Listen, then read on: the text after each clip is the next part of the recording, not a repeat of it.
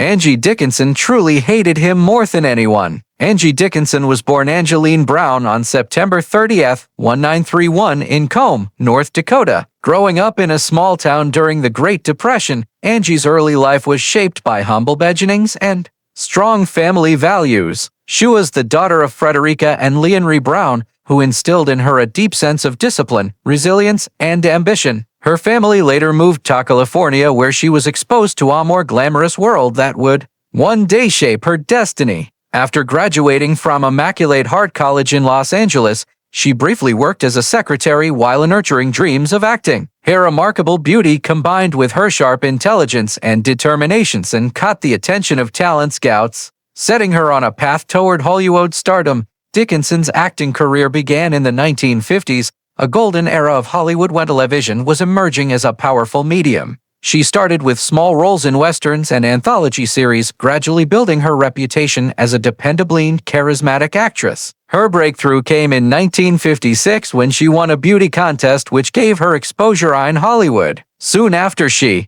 was cast in films like Gun the Man Down, 1956, alongside James Ars and Rio Bravo, 1959, where she starred opposite legends like John Wayne and Dean Martin. Her performance in Rio Bravo was particularly significant as it showcased her ability to hold her own among larger-than-life male stars, portraying a strong yet vulnerable woman who brought depth and heart to the story. This film cemented her reputation as a rising star in Hollywood. The 1960 seconds and 1970 seconds marked the height of Angie Dickinson's film career. She appeared in a wide variety of genres ranging from gritty dramas to comedies and thrillers. Notably, she worked with directors such as Howard Hawks, Don Siegel, and Brian De Palma, demonstrating her remarkable versatility. She starred in films like The Killers, 1964, a crime thriller where she acted opposite Ronald Reagan in his final film role, and Point Blank, 1967, an intense neon noir classic that paired her with Lee Marvin. One of her most controversial yet acclaimed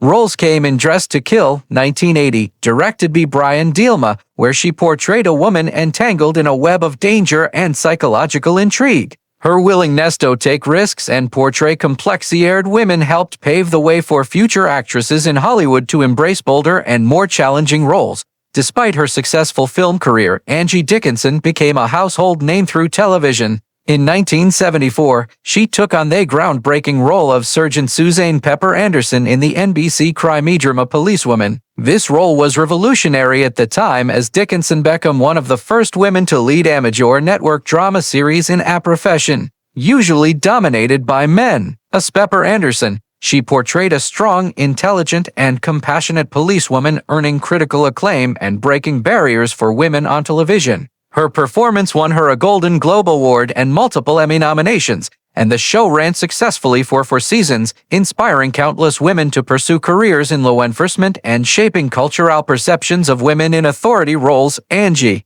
Dickinson's career spanned decades, and she remained active well into the 1990s and early 2000s. Appearing in projects like Wild Palms, Pay It Forward, 2000, and guest starring in television shows that introduced her to younger generations. Her talent, beauty, and charisma allowed her to remain relevant across different eras of Hollywood, an achievement few actresses have accomplished. She notably represented glamour and sophistication, but also embodied strength and independence, serving as a role model to women both inside and outside the entertainment industry. Angie Dickinson's personal life, much like her career, was filled with chapters of passion, connection, and complexity that revealed different sides of her character. Her first marriage was to Gene Dickinson, a college football star whose good looks, charisma, and athletic drive made him a local celebrity long before he entered the electronics business. They married in 1952, a time when Angie was still taking her earliest steps in Hollywood.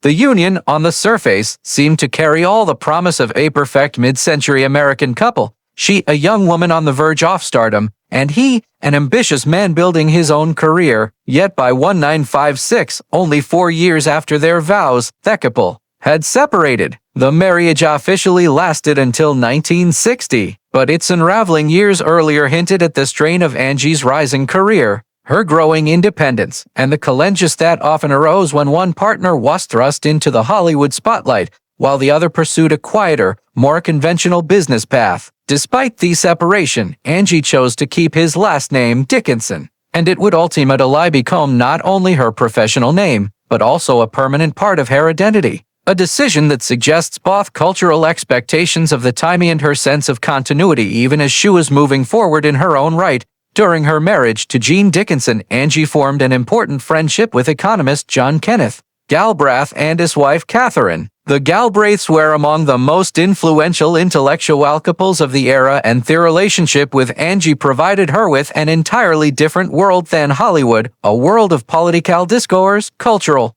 exchange, and diplomacy. When John Kenneth Galbraith was appointed as ambassador to India under President John F. Kennedy, Angie traveled to visit them overseas. The Savalas documented in Galbraith's own Moyer's Ambassador's Journal and A Life in Our Times showed that Angie was far more than just an actress. She was also a woman who moved comfortably in intellectual and political circles. The fact that her presence and experience there included in Galbraith's writing suggests not only her closeness with the family, but also the impression she left in those who met her during these extraordinary travels. Through these friendships, she expanded her worldview, gained perspective on global affairs, and experienced a life beyond Hollywood sound stages, a rare privilege for a young actress of her time. In 1965, Dickinson entered her most famous and deeply impactful marriage. This time with Burt Bacharach, the brilliant composer, songwriter, and musician whose work would go on to define much of popular music in the 1960s and 1970s. Their marriage seemed at first like a glamorous pairing of Hollywood and the music world, two successful figures at the top of their industries. For 16 years, they remained together. Their marriage was not without its difficulties. Toward the end, they experienced a period of separation during which they dated other people, a reflection of the strains of maintaining intimacy amid the demands of fame, creativity, and personal struggles. Despite their separations, they always maintained a sense of connection, one that perhaps came from both the joy and challenges they shared together as a family. On July 12, 1966, Angie gave birth to their only child, a daughter named Liye Nikki Bacharach, affectionately called Nikki. Nikki's birth was a joyful occasion, but life soon brought profound challenges. She was born prematurely and later diagnosed with autism at a time when public understanding and medical resources for autism were severely limited. Angie and Bert's lives were deeply shaped by caring for Nikki, and Angie in particular devoted herself to her daughter with remarkable devotion, often turning down professional opportunity to be more present in her life. Nikki's struggles were lifelong, and after decades of battling with her condition and related difficulties, she tragically took her own life on January 4, 2007 at the age of 40. The loss was devastating for Angie, who never stopped speaking about Nikki with both love and sorrow, reflecting the unbreakable bond between mother and daughter. Burt Bacharach, with whom Angie had shared both her happiest and most heartbreaking gingfully experiences, passed away many years later in 2023, closing a chapter on one of the most significant realities of her life. In the years after her divorce from Bacharach, Angie continued to live a full life, often surprising fans with her romantic choices. In the 1980s, she entered a relationship with musician Billy Vera, a singer and songwriter who found success with his soulful performances and heartfelt ballads. Their romance was affectionate and public enough that Angie even appeared in the music video for his single I Can Take Care of Myself.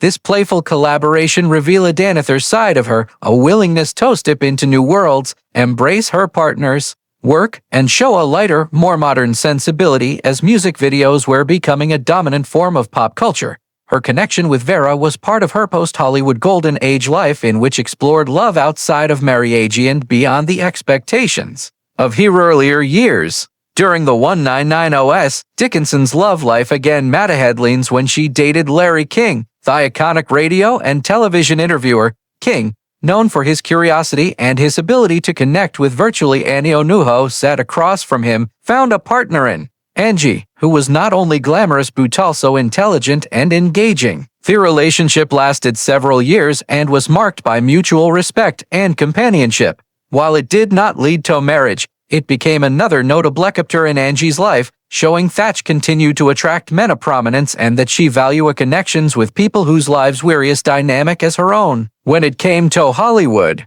personalities, Angie Dickinson was known for being diplomatic, charming, and often very careful about what she said in public. She had worked with dozens of leading men and women across film and television from the golden age of Hollywood into the modern era. For the most part, Angie got along well with her colleagues and often spoke kindly about them in interviews, even if there had been moments of tension behind these scenes. But there was one exception, one figure who seemed to stand out above all the rest as a person she simply could not tolerate. That man was Telly Savalas. Telly Savalas, of course, became a household name in the 1970s as the tough, bald-headed detective Kajak, famous for his signature line, "Holovs you baby," and his ever-present lip. He was brash, larger than life, and unapologetically full of ego, both on and off the screen. To some, this made him charismatic, but to others, especially those who had to deal with him up close, his overbearing personality was impossible to handle. For Angie Dickinson, he wasn't just difficult, he was intolerable. She admitted in rare, candid moments that her disdain for him went beyond ordinary dislike. "I can honestly say," Angie once remarked, "that I truly hated Telly Savalas